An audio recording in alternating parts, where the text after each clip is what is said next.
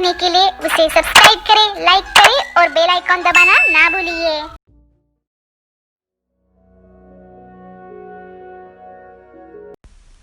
एक जयपुर नाम का गांव था।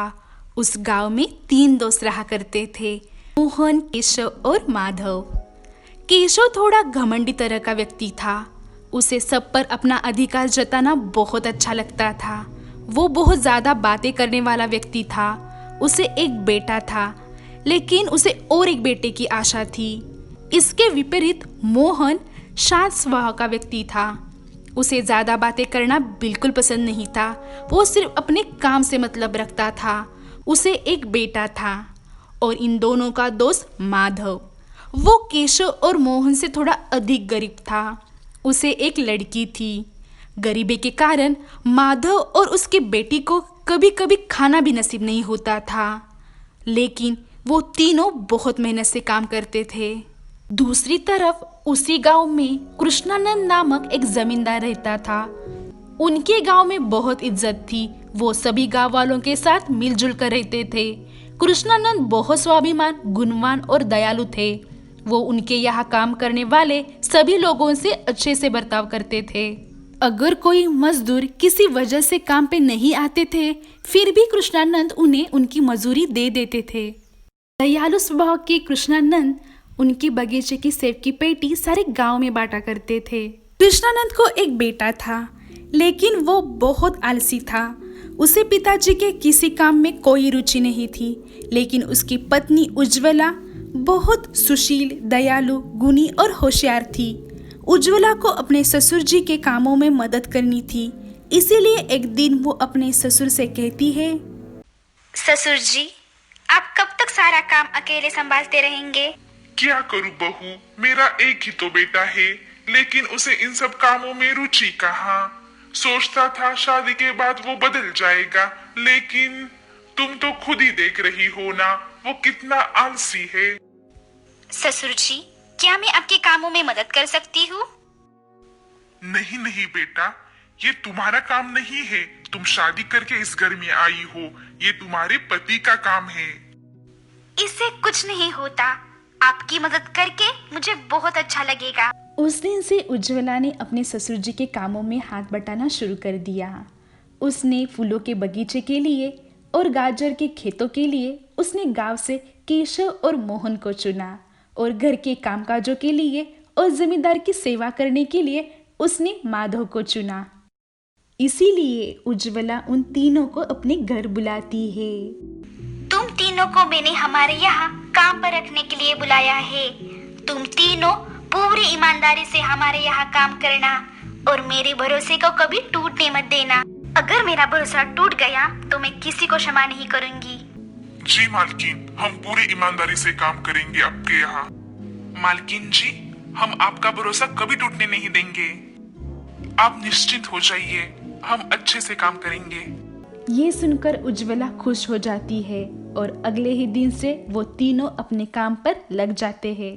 कुछ दिनों बाद जमींदार मोहन के पास चला जाता है। मोहन, तुम्हारे वजह से मुझे बहुत मुनाफा हो रहा है। मालिक, ये मेरा काम है, ऐसे ही काम करते रहना मोहन। जमींदार और मोहन की बातें केशव सुन लेता है और मन ही मन सोचने लगता है, अगर इसी तरह मोहन की तारीफ होती रहेगी तो वो खुद को महान समझने लगेगा। मुझे इसके बारे में कुछ तो करना पड़ेगा। दोस्तों, मैं तुम दोनों से ज्यादा ईमानदार और मेहनती हूँ। तुम दोनों से अधिक काम तो मैं ही करता हूँ। हाँ केशव, हमें मालूम है कि तुम ही हम दोनों से अधिक ईमानदार हो। नहीं माधव, ये बात मुझे मालकिन जी से सुननी है। इसीलिए हम तीनों उनके पास चले जाते हैं और उनसे पूछते हैं कि हम तीनों से अधिक ईमानदार कौन है। मुझे इन चीजों में पढ़ना ही नहीं है केशव, मैं तुम्हारे साथ नहीं आ सकता। केशव, इसकी क्या जरूरत? वैसे भी हम दोनों तुम्हें ही हमसे अधिक ईमानदार मानते हैं। केशव उन दोनों की बात नहीं सुनता और अगले ही दिन वो मोहन को लेकर जमींदार के पास चला जाता है। क्या बात है, तुम दोनों इतनी सुबह? कुछ काम है क्या? जमींदार जी, हमें जानना है हम दोनों में से अधिक ईमानदार कौन है। बस इतनी सी बात है। तुम दोनों को मेरी बहू ने काम पर रखा है और वो बहुत होशियार भी है। वही तय करेगी तुम दोनों में से अधिक ईमानदार कौन है। इतने में ही वहाँ जमींदार की बहू उज्ज्वला आ जाती है। क्या बात है ससुर जी, मोहन और केशव इतनी सुबह यहाँ क्या कर रहे हैं? बहू, अब तुम्हें ही तय करना है इन दोनों में से अधिक ईमानदार कौन है। ये बात कहकर वहाँ से जमींदार चला जाता है। मोहन और केशव, तुम दोनों को परखे बिना तुम दोनों में से सबसे ईमानदार कौन है ये तय करना बहुत मुश्किल है। आज से मैं तुम दोनों पे नजर रखूंगी। बस तुम दोनों को इतना ही करना है। कुछ भी अच्छा काम करने के बाद मुझे आकर बताना है।